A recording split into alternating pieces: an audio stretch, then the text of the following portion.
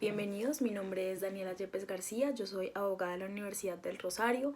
Actualmente soy estudiante de la maestría en Derecho de la Universidad del Rosario y el día de hoy vengo acá para tener una conversación acerca de los estados de excepción a la luz del COVID-19. Bueno, para las personas que no se dedican al derecho constitucional o tal vez para los estudiantes de derecho que están en sus últimos semestres de carrera, el estado de excepción es un concepto de derecho constitucional que generalmente uno ve a principios de la carrera, por lo que esta intervención va a empezar desde los conceptos más básicos de estado de excepción. Después de revisar estos conceptos básicos, vamos a mirar los principios bajo los cuales se tiene que regir un estado de excepción, vamos a entrar a mirar los controles y las facultades a los que uno accede cuando declara un estado de excepción y finalmente vamos a hacer una serie de reflexiones a la luz de cómo el Estado colombiano ha manejado el estado de excepción que generó la emergencia del COVID-19 en Colombia. Entonces, un estado de excepción es precisamente el reconocimiento de la Constitución de que a pesar de que la Constitución dispone todo un orden y un funcionamiento de un Estado de Derecho, hay que disponer una serie de cláusulas a través de las cuales, manteniendo el Estado de Derecho, yo pueda transformar o alterar ese funcionamiento ordinario en circunstancias en las que el funcionamiento normal que dispone la Constitución no permite actuar al Estado lo suficientemente rápido. Entonces les voy a poner un ejemplo. Uno de los estados de excepción que tenemos en Colombia sucede cuando estamos en un estado de guerra. En esa circunstancia, lo que el constituyente considera es que si yo me pongo a esperar a que el Congreso haga todo el trámite legislativo con mínimo las 2 vueltas que tiene que hacer en cada cámara para aprobar una ley que regule, por ejemplo, cómo vamos a manejar el tema de las ayudas humanitarias a la población civil que ha sido víctima, pues mínimo ese proceso nos toma un año, que es el menor rango de tiempo que la Constitución le reconoce a algunas leyes para su trámite y que en muchos casos ese límite de tiempo es de hecho la causal por la cual algunas leyes se caen en el Congreso. Si yo me pongo a esperar ese año, pues ya la guerra acabó y probablemente yo he sido el perdedor. Entonces lo que hago es reconocer, claro, mire, el Estado social de derecho funciona como una balanza de 3 partes en las cuales cada una de las ramas del poder tradicionales obtiene una serie de funciones. Y lo que hago es pasarle de esas funciones que tiene el legislativo al ejecutivo. La función en particular, la de legislar,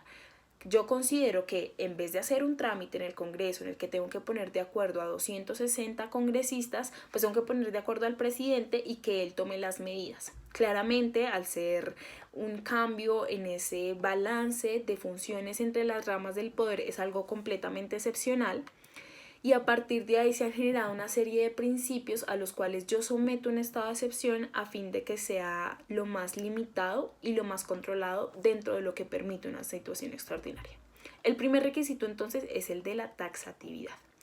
Como ya lo mencioné, el estado de guerra es uno de los posibles estados de excepción, pero tenemos otros 2 más.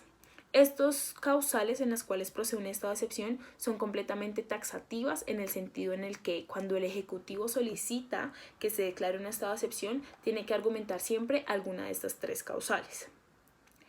¿Cuál es la característica de estas causales? Que son lo suficientemente amplias para que yo pueda encasillar dentro de ellas cualquier situación de anormalidad. Entonces, en Colombia tenemos 3 posibles estados de excepción. Tenemos el estado de excepción de guerra exterior, del cual ya nos hemos referido y que de hecho es muy intuitivo su nombre, estamos en guerra contra otro estado.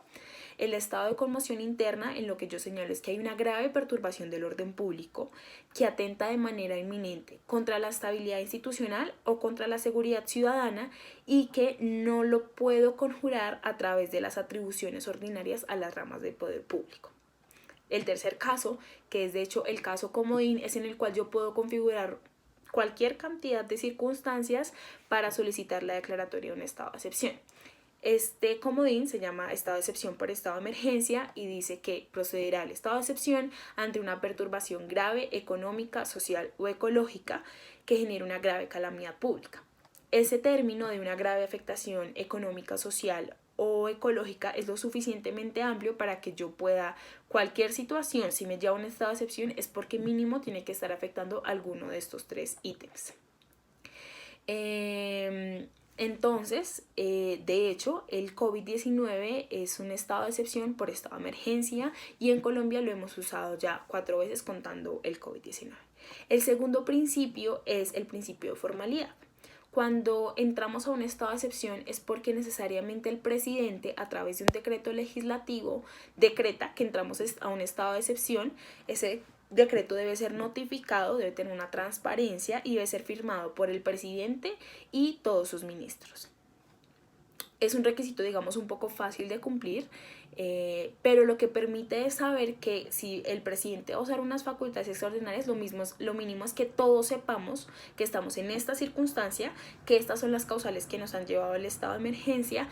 y dentro de ese decreto además se tiene que establecer un término por el cual va a regir. Entonces, esa serie de conocimientos nos permiten a todos como Estado colombiano ser conscientes de la declaratoria de Estado y además activa que otros mecanismos se puedan empezar a utilizar, unos mecanismos de control que vamos a ver más adelante. En el caso del COVID, nosotros hemos entrado a estado de excepción a partir del decreto legislativo 467 del año 2020.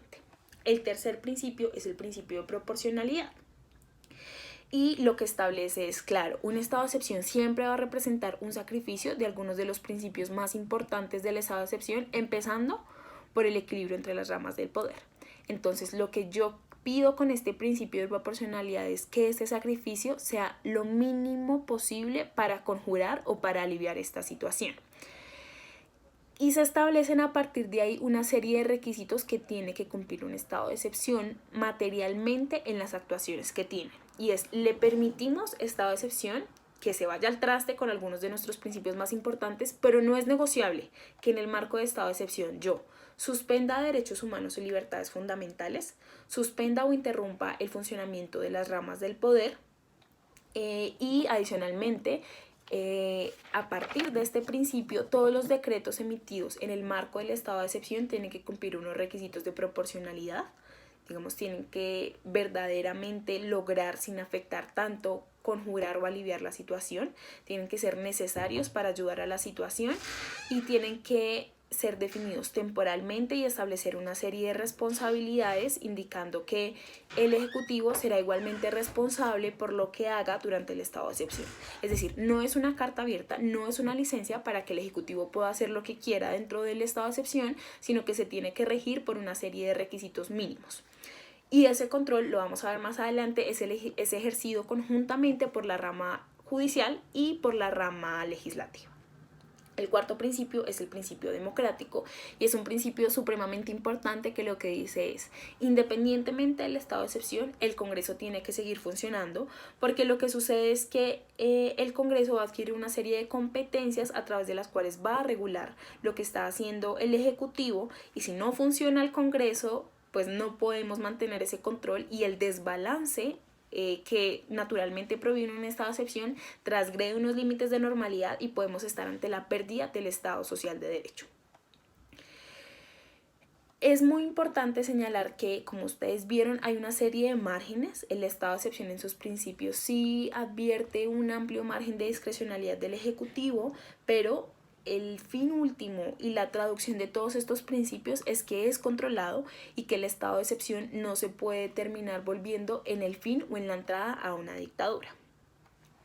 Vamos a ver un poco que los estados de excepción, el estado de emergencia, cada uno tiene sus particularidades, pero me voy a centrar en una que me parece supremamente importante del estado de emergencia, que es el que estamos en el COVID, y es que esa temporalidad, es decir, el límite de tiempo en el cual yo declaro, yo presidente de Colombia, vamos a estar en un estado de excepción, es de 30 días que pueden ser prorrogables hasta máximo 90 días calendario al año. Es decir, ya vamos por el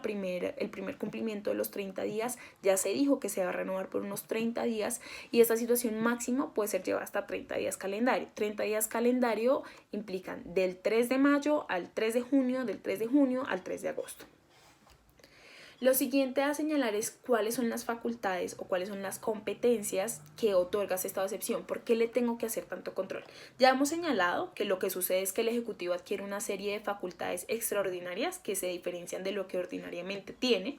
valga la redundancia, pero ¿cuáles son? Lo que puede hacer el Ejecutivo es que puede emitir decretos legislativos, es decir, decretos con fuerza de ley, como si el Congreso estuviera legislando, pero quien lo hace es el presidente, precisamente con la firma de todos sus ministros. ¿Cómo puedo entonces yo controlar que no se desborden facultades? Bueno, tenemos por un lado el control político, que es el que se realiza principalmente en el Congreso y en el cual, igual que el control político ordinario, yo puedo llamar a presidencia y puedo llamar a los ministros a rendir cuentas de sus funciones, pero también tengo una cláusula extraordinaria, y es que durante un año, desde emitido cada uno de los decretos legislativos del estado de emergencia, yo como Congreso los puedo modificar o los puedo derogar. Se supone que la idea de esto es que si en algún punto el presidente, supongamos, en el último día de un estado de excepción, dice, pensando en que ya todo el mundo está pensando en maravilloso, se acabó el COVID, podemos volver a salir a las calles, vota un decreto en el que dice, listo, es que el Congreso ya no va a poder funcionar, el legislativo tiene un año desde la emisión de ese decreto para tumbarlo o para modificarlo. De ahí que sea sumamente importante que el Congreso siga funcionando. El siguiente control es el control judicial que realiza la Corte Constitucional. Y nuevamente se cambia el orden ordinario de cómo funciona. Generalmente la Corte Constitucional realiza un control judicial a posteriori, después de que alguien haya presentado una acción pública de inconstitucionalidad. Hay algunas excepciones como las leyes aprobatorias de tratado. Pero incluso en ese caso, fíjense que un tratado entra en vigencia en Colombia después de que ha sido aprobado por la Corte Constitucional. Acá se va a invertir. Lo primero que va a pasar es que el Ejecutivo emite la ley